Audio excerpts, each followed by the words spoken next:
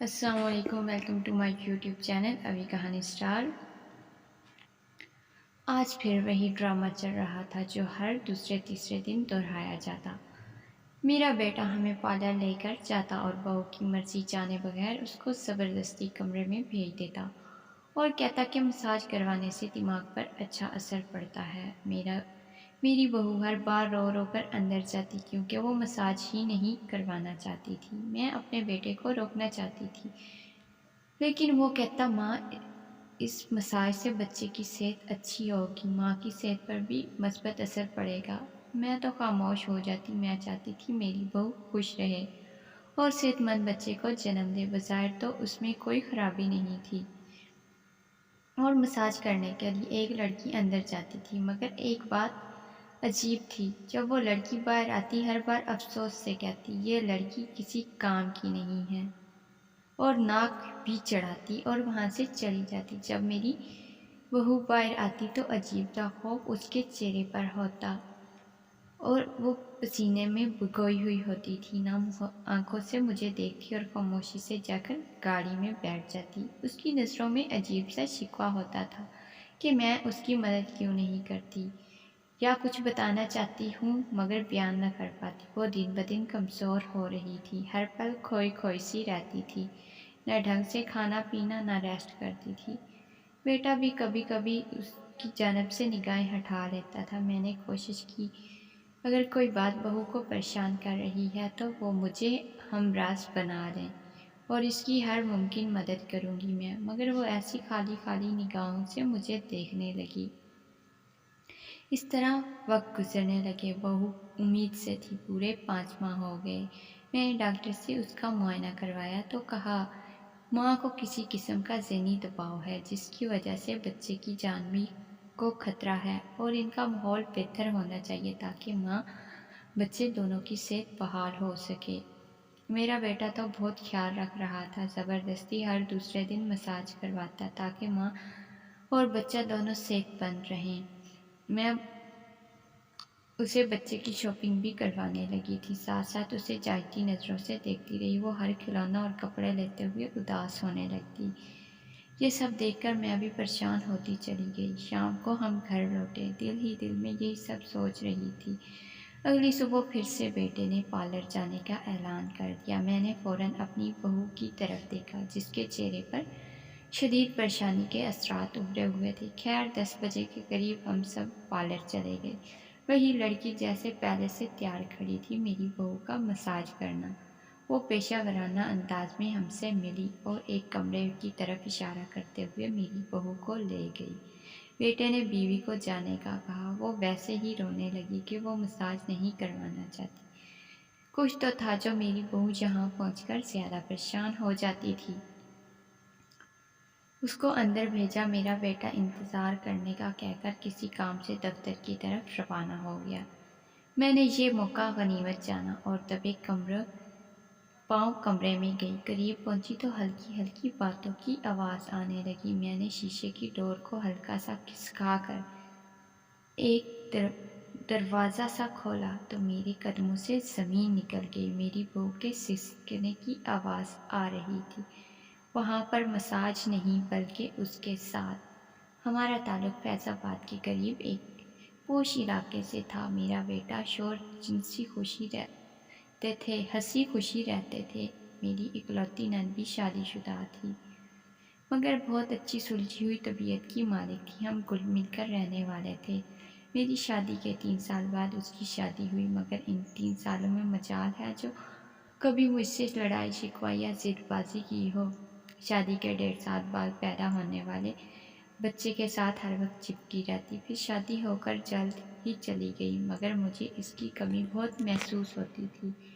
میں نے سوچ لیا تھا اس کی بیٹی کو ہی اپنی بہو بناؤں گی۔ اب مجھے وہ بچی جلد چاہیے تھی۔ کب وہ بچی اس دنیا میں آئی میں اسے اپنی بہو بنانے کا سوچ رہی تھی۔ وقت سے پہلے کسی کو بھی اپنی سوچ میں شامل نہیں کرنا چاہتی تھی۔ خدا 2 سال بعد میری نند نے خوشخبری سنائی، وہ امید سے ہے۔ میں تو بہت خوش ہوئی اور صحت اور سلامتی کے ساتھ بچے کی ولادت کی دعائیں مانگنے لگی۔ جب 9 ماہ پورے ہوئے اور ہسپتال پہنچی، گھنٹے والے بعد ملنے والی اطلاع مجھے اچھی خاصی مایوسی ہوئی۔ اس کے ہاں لڑکے کی ولادت ہوئی تھی۔ خیر چند دن بعد میں نے خود یہ کہہ کر سمجھایا چلو اگلی بار صحیح، مگر میرا انتظار طویل ہو گیا۔ 5 سال بعد اس کے ہاں بیٹی کی ولادت ہوئی۔ تب میں نے اعلان کر دیا یہ میری بیٹی ہے، میں اسے اپنے زاویار کے لیے لوں گی۔ شوہر نے پہلے تو کہا وہ چھوٹی ہے، مگر میری ضد پر سب مان گئے۔ جب بچے جوان ہوئے میں نے باقاعدہ ان کی منگنی کی رسم کی۔ خیر خاموش رہی، مگر میرا زاویار بری طرح بگڑ گیا۔ اس کا کہنا تھا اس نے کبھی ہانیہ کو اس نظر سے دیکھا نہیں، اس نے رشتے سے انکار کر دیا۔ میں نے بھی ضد باندھ لی، تعلیم مکمل کر کے یوں ہی زاویار نوکری والا ہوگا، اس کی مرضی کی فکر کیے بنا اس کی شادی ہانیہ سے کر دی۔ ساری تیاریاں میں نے بہت خوش ہو کر کی، مگر میرا بیٹا اس سے لاتعلق گھومتا پھرتا رہا۔ اب کیا ضرورت تھی کسی بھی چیز کی؟ میں نے اس کی رائے جاننے کے لیے سب کچھ محسوس کیا، مگر ہر بار کی طرح اس نے طنز کر کے میرے کان سے مکھی اڑا دی۔ وہ دن آ ہی گیا جب ہانیہ اور فنی رخصت ہو کر ہمارے گھر میں آنگن کی بہار کی طرح اتری۔ میرے شوہر تو بے حد خوش ہوئے، آخر ان کی بہن کی بیٹی ہماری بہو بنی تھی۔ مگر بیٹے کا دماغ تو 7ویں آسمان پر تھا۔ بڑی مشکل سے واسطے دے کر اسے بہو کے پاس بھیجا، خدا سے ان کے شاد آباد رہنے کی دعا کی۔ مگر میرا بیٹا لاکھ برا سہی، دعوتوں کا سلسلہ شروع ہو چکا تھا۔ وہ بھی اپنی بیوی کے ساتھ اچھا ہو گیا تھا۔ شمالی علاقہ جات کی سیر کے لیے اسے 15 دن اپنے ساتھ لے گیا۔ خوب گھوم پھر کر وہ واپس آئے، ڈھیر ساری شاپنگ کی۔ دونوں گھر پہنچے تو کہنے لگا اپنی بہو کو اب خود سنبھال لیں، میری چھٹی ختم ہونی ہے، سو میں پورا دن آرام کروں گا، پرسوں سے ڈیوٹی پر جانا ہے۔ میں نے بہو کو بہت سارا پیار کیا، ساتھ بٹھا لیا، ہنی مون کی تفصیل جاننے لگی اور کہا کیا کیا انجوائے کیا ہے، موسم کیسا تھا، علاقہ جات کیسے لگے، میرے بیٹے نے پریشان تو نہیں کیا، شاپنگ کتنی کی ہے، وغیرہ وغیرہ۔ پھر چند دن مزید رک کر ایک سنڈے کو کھیر پکائی کی رسم کی۔ پھر باقاعدہ میری بہو نے ضد اصرار کر کے میرے ساتھ کچن میں ہاتھ بٹانا شروع کر دیا۔ ہمارے گھر کا رواج تھا سارے کام بھلے ہی کسی اور سے کروا لو، مگر عورت اپنا کچن خود سنبھالتی تھی، اس سے گھر میں برکت ہوتی تھی اور گھر والوں میں عزت پیدا ہوتی تھی۔ سارا کچن کا کام یعنی ناشتہ کھانا پکوائی سے سب خود ہی دیکھتی تھی۔ پورے گھر کی صفائی، برتن دھونا، کپڑے دھونا، سب کے لیے 2 عورتیں آتی۔ ہنی کے کھانے بنانا سیکھنا، کچھ نہ کچھ وہ نیا بنا رہی تھی، کبھی بریانی، کبھی نان اور کبھی کچھ نہ کچھ سوجی کے حلوے۔ میرے گھر میں خوب رونق لگی تھی۔ میں نے جس نیت سے سبین کی بیٹی کو بہو بنایا تھا وہ پوری ہو گئی تھی۔ مجھے یقین تھا سبین کی بیٹی بھی اس جیسی ہی ہوگی، نرم طبیعت کی مالک۔ ہمارے گھر میں رونق لگی رہتی تھی۔ شوہر بھی ہر وقت میرے فیصلے کی داد دیتے تھے، بیٹا بھی وقت کے ساتھ بہت خوش باش ناصح مگر کافی مطمئن ہو گیا تھا۔ اسی پرسکون انداز میں وقت گزرنے لگا۔ 1.5 سال گزر گیا۔ اب میرے دل میں ننھے مہمانوں کا انتظار تھا اور میں دعا گو تھی کہ خیر سے میرے گھر میں بھی خوشخبری آئے۔ ہنی نے یہ خوشی بھی ہمیں دے دی تھی۔ ایک دن جب ہم سب کو اس نے سب کچھ بتایا، میں نے قیمہ فریزر سے نکال کر رکھا، بہو کے ساتھ بیٹھ کر مسالے تیار کرنے لگی۔ کرنے کے بعد میں نے قیمے کے اندر مکس کیا، تب تک ہنی الگ مسالہ بناتی رہی۔ پھر میں نے ہی کچھ کوفتوں کو بھاپ دینے کے لیے رکھا، ہلکی سی مہک فضا میں پھیلنا شروع کیا ہوئی، میری بہو کو متلی آنے لگی، اس نے وہاں سے بھاگنے کی میں نے چولہا بند کر کے اس کے پیچھے گئی۔ وہ باتھ روم سے باہر نکلی، اس کا رنگ سرد پڑا ہوا تھا، آنکھوں میں نمی چمک رہی تھی۔ میں نے اسے سہارا دے کر بستر پر بٹھایا، ڈاکٹر کو بلانے لگی تھی، وہ بے ہوش ہی ہو گئی تھی۔ میں نے دھڑکتے دل کے ساتھ سلمیٰ اور زبیدہ کی مدد سے اسے گاڑی میں ڈالا اور ڈرائیور کے ہمراہ ہاسپٹل پہنچ گئی۔ ڈاکٹر نے فوراً معائنہ کیا، ڈرپ لگا دی اور کہا فکر مندی سے کوئی بات نہیں ہے۔ میں نے گھبراتے ہوئے پوچھا کوئی تو بات ہوگی؟ انہوں نے بتایا دراصل شوگر لیول لو ہو گیا ہے، تبھی بے ہوش ہوئی ہے، اس حالت میں ایسا ہوتا رہتا ہے۔ میں نے سکھ کا سانس لیا، گھبرانے کی کوئی بات نہیں، مگر پھر چونکتے ہوئے سوالیہ نظروں سے پوچھا۔ وہ بولی، جی ہاں، یہ امید سے ہیں۔ ان کا شوگر لیول لو ہو گیا تھا ملٹی وائٹامنز کی کمی کی وجہ سے۔ دوسری طرف میں میڈیسن لکھ رہی ہوں، یہ آپ باقاعدگی سے استعمال کروائیے، پھر ضرورت رہی تو اگلے ہفتے، ورنہ ہر مہینے بعد معمول کے لیے چیک اپ کروا لیں، اور اسے زیادہ سے زیادہ تازہ پھل کھلائیں۔ پھر ڈرپ ختم ہوئی تو آپ لوگ گھر جا سکتے ہیں۔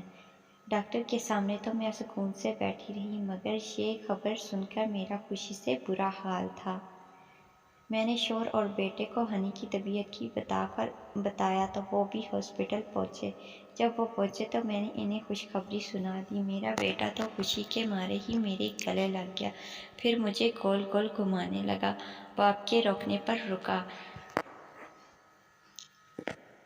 زاویار ہنی کے بستر پر ٹک گیا، مگر میں نے دیکھا وہ اتنا خوش ہو کر بھی کسی گہری سوچ میں لگ رہا تھا۔ خیر، میں نے سب کچھ وہم سمجھ کر جھٹک دیا۔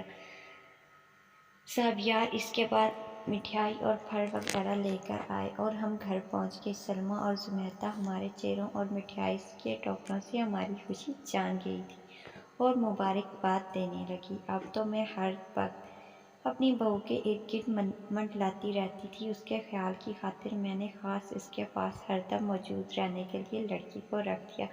وہ وقتاً فوقتاً جوس، سوپ، کبھی پھل کاٹ کر دیتی۔ خود کھانا وغیرہ بنانے کے علاوہ باقی وقت اسی کے پاس رہتی۔ جب زاویار واپس آ جاتا تو اس کی بیوی اسے سونپ کر ہی 2 گھڑی چین سے بیٹھتی۔ سب کچھ ٹھیک چل رہا تھا، مگر 2-3 بار میں نے نوٹ کیا کہ زاویار کسی گہری سوچ میں گم ہوتا ہے، کون سے تانے بانے بن رہا ہوتا ہے۔ میں نے پوچھا تو کہنے لگا، بس پریشانی کی بات نہیں، دفتر کے کام کا بوجھ بڑھ گیا ہے، اسی لیے ایسا لگ رہا ہوں۔ میں بھی مطمئن ہو گئی۔ زندگی میں یہ سب تو چلتا رہتا ہے، اصل بات کیا نکلے گی مجھے نہیں معلوم تھا، کیونکہ وہ ہر طرح سے ہنی کا خیال رکھتی تھی اور اسے باقاعدگی سے ڈاکٹر کے پاس پورے مہینے بعد لے کر جاتی۔ دیکھتے ہی دیکھتے 2 ماہ پورے ہو گئے۔ اب بیٹے نے ایک نیا شورشا چھوڑا، ہنی کو پارلر لے کر جاتا۔ میں نے کہا ٹھیک ہے، اچھی بات ہے، لے جاؤ، مگر ہنی کہنے لگی، ماما آپ بھی ساتھ چلیں تو میں تیار ہو کر آؤں گی۔ زاویار نے ہنی کو ایک کمرے میں بھیجا کہ مساج کروا لو۔ وہ خاموشی سے اندر چلی جاتی۔ زاویار کہنے لگا، مساج بہت اچھا ہوتا ہے، اس کے دماغ پر اچھا اثر پڑے گا، ہنی کے ساتھ بچے بھی کی صحت خوشگوار رہے گی، ہنی کی بھلائی کے لیے ہی کرتا ہوں۔ مجھے بھلا کیا اعتراض ہونا تھا، ہلکی پھلکی باتیں کرنے میں مصروف ہو گئے۔ قریب گھنٹے بعد ہنی کمرے سے باہر آئی۔ ہر دوسرے تیسرے روز یہی ڈرامہ لگا رہتا، وہ ہمیں پارلر لے جاتا اور ہنی کو کمرے میں بھیج دیتا، مگر ہر بار ہنی گھبرائی سی کمرے سے باہر آتی۔ رفتہ رفتہ یہ گھر بہت اداسی میں رہنے لگی اور اس کی پریشانی مجھے صاف نظر آ رہی تھی۔ آخر بات کیا تھی؟ وہ خوش ہونے کے بجائے مزید کمزور اور پریشان ہوتی جا رہی تھی۔ تب میں شک میں پڑ گئی، ہر بار پہلے سے زیادہ کوشش میں تھی کہ سب کے پیچھے اصل راز کیا ہے۔ میں تو کبھی نہیں جانتی تھی کہ یہ کوئی چھوٹی موٹی بات ہے، مگر میں کیا جانتی تھی کہ معاملہ بہت بڑا ہے۔ خیر، جب ایک دن زاویار ہمیں پارلر چھوڑ کر چلا گیا، خوش قسمتی سے میں ادھر ہی تھی اور لابی میں کوئی موجود نہ تھا، سو میں نے دبے قدموں میں کمرے کے قریب گئی تو محسوس ہوا جیسے ہنی سسک رہی ہو۔ میں نے پریشانی سے مزید کمرے کی طرف گئی اور دھیرے سے دروازہ کھولا۔ ان کی باتیں صاف سنائی دے رہی تھی۔ اس لڑکی کسی بات پر منتیں کر رہی تھی جو ہر بار اس کا مساج کرتی تھی، وہ برابر دھمکا رہی تھی۔ حیران تھی کہ یہ لڑکی میری بہو کو دھمکا کیوں رہی ہے، اس کی جرأت کیسے ہوئی کسٹمر سے یہ بات کرنے کی۔ تب ہی وہ لڑکی جو بولی سن کر میرے اوپر تو پہاڑ ٹوٹ پڑے۔ وہ لڑکی میری اکلوتی بہو کو دھمکا رہی تھی کہ وہ زاویار اور وہ ایک دوسرے کو چاہتے ہیں، یعنی میری بہو ہنی ان کے درمیان رکاوٹ ہے اور اسے ان دونوں کے درمیان سے ہٹ جانا چاہیے تاکہ وہ اپنی زندگی شروع کر سکے۔ مگر بات یہاں پر ہی ختم نہیں ہوئی تھی۔ وہ تو کہہ رہی تھی کہ وہ اس کے بچے کو ختم کر دے۔ جب دونوں ساتھ نہیں ہوں گے تو وہ اس بچے کو کیا کرے گی؟ وہ ہنی کو یہ دھمکی دے رہی تھی اگر اس نے کسی کو بتایا تو وہ اسے جان سے مار ڈالے گی۔ اتنی بڑی بڑی دھمکیاں، وہ بھی اس کو جو اتنے کمزور دل کی مالک تھی۔ مشکلیں خود تک ہی وہ رکھنے کی عادی تھی۔ جب بھی پچھلے مہینے جب وہ معائنے کے لیے گئی تھی تو ڈاکٹر نے کہا تھا وہ ذہنی دباؤ کا شکار ہے، اس کو خوش رکھنے کی کوشش کرے۔ میں ہر کوشش کر کے تھک چکی تھی، الٹا خوش کرنے کے چکر میں انجانے اداس کر بیٹھی تھی۔ اب معلوم ہوا اس لڑکی کی کارستانی۔ مجھے تو اپنے بیٹے پر غصہ آ گیا، مگر یہ نہیں جانتا تھا کہ میرے بیٹے کو میری اس جیسی ہمسفر کبھی نہیں ملے گی۔ وہ لڑکی زاویار کو کہتی میں تمہارے بچے کو سگی ماں کی طرح پالوں گی، جبکہ ہنی کو کہتی تھی اس بچے کو پیدا ہی مت کرنا۔ جب تمہیں زاویار چھوڑ دے گا تو میں تمہارے بچوں کو اپنے ہاتھوں سے مار ڈالوں گی۔ ہم گھر بیٹھے کچھ نہیں کر سکتے تھے۔ ہنی بیچاری دماغ پر بہت زیادہ اثر لے رہی تھی۔ دن بدن لگاتار سوچ بچار کرنے کے بعد ایک دن میں نے سنہری موقع پا کر ہنی کو اپنی ایک دوست کے پاس بھیج دیا جو ایک ویلفیئر چلاتی تھی۔ وہاں عورتوں کے ہجوم میں اس کا دل بہل سا گیا اور وہ محفوظ بھی ہوگی۔ 2 دن کے بعد روتی دھوتی گھر پہنچی۔ اگلے دن شام کو جب دونوں باپ بیٹا گھر لوٹ کے آئے تو میں نے ان سے کہا ہنی کو اپنے ساتھ لے کر گئی تھی تاکہ اس کا ڈپریشن کم ہو سکے، مگر وہ تو اتنی خراب حالت میں پہنچ چکی ہے کہ اسی رات اللہ کو پیاری ہو گئی۔ جانے کون سا غم تھا میری بچی کو جو اسے اندر ہی اندر کھائے جا رہا تھا۔ ہمارا اتنا خیال رکھنے کے باوجود وہ خود کو اس ناگہانی آفت سے بچا نہ سکی۔ یہ سن کر میرا بیٹا تو پاگل ہونے لگا، بار بار یہی دہرانے لگا، مما میرے بچے کو تو کچھ نہیں ہو سکتا، ایسے کیسے اتنا اچانک، وہ بھی مجھے بتائے بنا، آپ نے کیوں نہیں بتایا؟ مما وہ بےتاب ہو رہا تھا اپنے بچے کے لیے جبکہ میں دکھی ہو رہی تھی۔ میرا بیٹا اتنا خود غرض کب سے تھا؟ اس کو اپنی اولاد کی فکر ہے مگر بیوی کی نہیں۔ 2 دن ہم روتے ہوئے سوگ مناتے رہے۔ تیسرے دن مجھے بہت افسوس ہوا جبکہ میں دیکھ رہی تھی وہ کتنی خوش ہو رہی تھی۔ چلو اپنے آپ ہی ان دونوں سے جان چھوٹ گئی تھی۔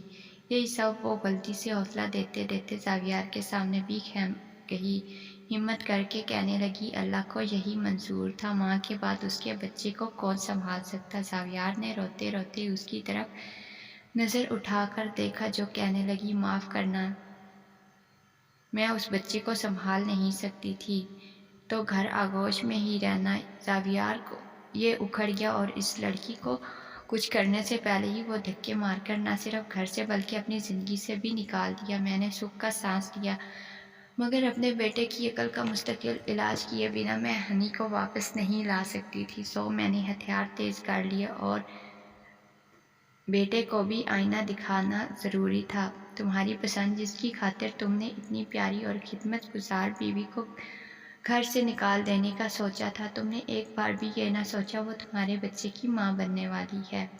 تم اتنے خود غرض کب سے ہو گئے ہو؟ تمہیں صرف اپنے مفاد کی فکر تھی، تم نے ایک پل کو بھی اس کے بارے میں نہیں سوچا تھا، اس کی ماں کو ہی سکھ نہ دے پائی کہ اس کے بچے کی خیر سے دنیا میں لاتی۔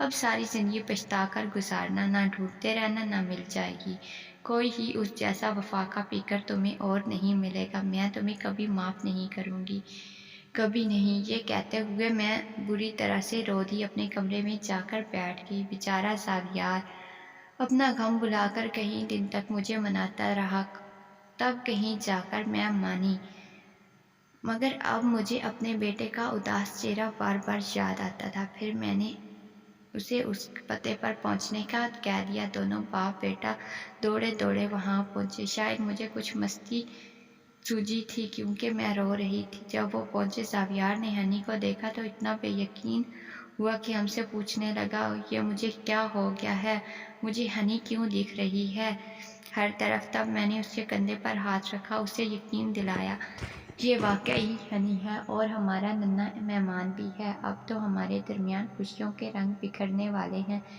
بچے کو گود میں لے کر زاویار ایک بار پھر آنسوؤں سے رو دیا۔ تب میں نے زاویار سے وعدہ لیا اب کبھی زندگی میں کسی عورت پر بھروسہ نہیں کرے گا، ہنی کے علاوہ کسی کو اپنے زندگی سے نہیں جانے دے گا۔ اس سب کو 10 برس بیت چکے ہیں۔ ہنی اور ساگیار ایک خوش اور مطمئن زندگی گزار رہے ہیں اور میں شکر گزار ہوں اللہ کی کہ ہم کسی بڑی مصیبت سے بچ گئے۔